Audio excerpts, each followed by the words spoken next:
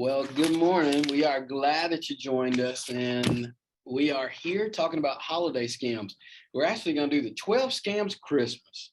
And my name is Jason. I'm with the Better Business Bureau. The name of our Better Business Bureau is actually the Better Business Bureau Serving the Fall Line Corridor.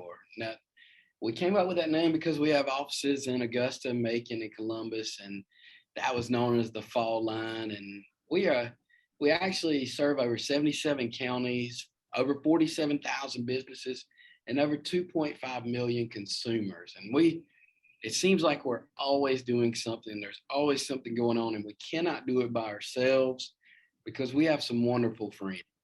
And one of our friends is, it's Mr. Sean Conroy. And Mr. Sean, will you tell us a little bit about yourself, please? Hey, thank you, Jason. And we appreciate the Better Business Bureau inviting us to this holiday scam webinar. And Jason said it, in consumer protection, it takes a number of players to working together to help stop scams and protect consumers. And so at the Attorney General's Consumer Protection Division, we're the state level consumer protection law enforcement organization, and we enforce a number of consumer protection laws, including the Fair Business Practices Act. We have counselors available for consumers to contact Monday through Friday. And we, on our website at consumer.ga.gov, you can learn more about us as well. Our phone number, and we'll probably give this out again later in the program, is 404-651-8600. So what we try to do at our office is investigate complaints when they're in the public interest. We don't represent individual, and we get about 18 to 20,000 complaints a year. We have a staff of about 45 people, investigators, lawyers, counselors that again talk to consumers. So we also place consumer information on our website. We have a program called Ask Consumer Ed where we answer consumer questions twice a month from real consumers, and so that's our organization in a nutshell. And I'll pass it back to you, Jason. Well, it's always funny to me when people say, what do you do at the Better Business Bureau? And I always say, well, a lot. And because the Better Business Bureau tends to act like a funnel or an intake, and we get it. And what we do is, with these great friends like Sean at the Attorney General's, Consumer Protection Division, we're able to say, hey, it needs a greater look. It needs a state level investigation. And so we're able to push it up to him. But then when we need to go, more with a federal level, then we call our friend Anna. And Anna's always been a great friend to our Better Business Bureau. And so would you tell us a little bit more about yourself? Sure, Jason. And just to echo Sean, we always appreciate partnering with the Better Business Bureau as well as the State Attorney General's office.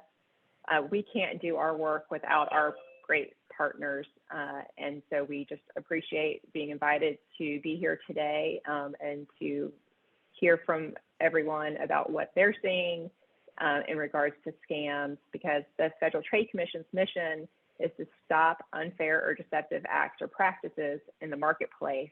And that runs the gamut from anything from robocalls to frauds to some of the scams we're going to talk about today to nationwide false advertising. I do have to give a standard disclaimer before we begin that any views I express today are my own and do not necessarily reflect the views of the Commission or any of the individual 5 commissioners. But I look forward to talking with everybody and getting some great information out there about how people can protect themselves from some of the scams we're going to be talking about today. So with these different scams, we're calling it the 12 scams of Christmas. And I can promise you that a scammer is not your true love. So he's not going to be bringing you, 2 turtle doves. But what I can tell you is that the organizations that you would turn to for relief during scams or for help with scams or to, what we would prefer to be educated before you ever fall for a scam is the Better Business Bureau, the Attorney General's office, the Consumer Protection Division, and the Federal Trade Commission. So what we're doing is we're bringing all three of them to you. And this happens every single year. And we will get reports on this year, especially with the increase in loneliness due to, again, COVID. It actually went up during COVID. But puppy scams. The reason why we call it puppy scams, it's really pet scams, but only 13% are related to kittens. There might be like 150 parrots, but the overwhelming majority are puppies. Now, Sean and Anna, I have a trivia question for you. What are the two breeds that are most often associated with the puppy scam? So I'm putting you on the spot. Oh. I am stumped. I do not know. Well, I'll take a wild guess. Go ahead. A golden doodle, and I'm drawing a blank with the other one, but something like a golden doodle or some other sort of one of the newer breeds. Well, I think golden doodles are amazing and their best dog ever because I have one, but it's not. It is Yorkies and French bulldogs. Those are the top two that we see the most of that's related to the pet scams. And this is just another example of, if you can't put your hands on it, don't buy it. Basically, that's it, because we've seen, you go online to search for a dog or a cat, or maybe you're one of those parrot people, and you see the animal, and the animal is a good ways away from you. There are breeders, legitimate, law-abiding, wonderful breeders that live a long way from you. There are more scammers than there are breeders. And this is, again, this is an area where we can tempt your heart and break your heart, because we can show you a picture just as cute as this one here, and this is going to be your forever friend. Maybe the kids have moved out, and maybe you've recently become a widow, and you need this little fluff ball to keep your toes warm. I don't know, but with this, that's how a scammer is going to kind of start working you. And then you're going to need to pay the application fee. And then they're going to come back and say, hey, we need for you to pay the airline fee to ship the dog to you. But it's COVID restrictions, so they have to be in a special COVID-friendly dog crate that also warts off everything bad. That's another fee. Just remember, for any of you fishermen that are out there, and just fishermen and women, you don't leave the fishing hole when the fish are biting. You only leave when you have fished the place out.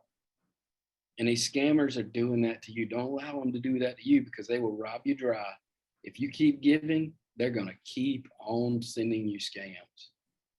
Now, Sean, you got anything to add to my fluffy friend? I think the theme of our webinar today is the con artists are using potentially legitimate pictures, postings, and the same can hold true with these puppy scams. Is this could be a legitimate type of ad that's just been hijacked and is being used, and then you will be asked to wire money someplace. So it is something, check with your local animal shelter, consider your local animal shelter facility, and be very cautious if you're dealing with a quote unquote, pet seller online, because it again is a place where you can fall into a trap, like you said.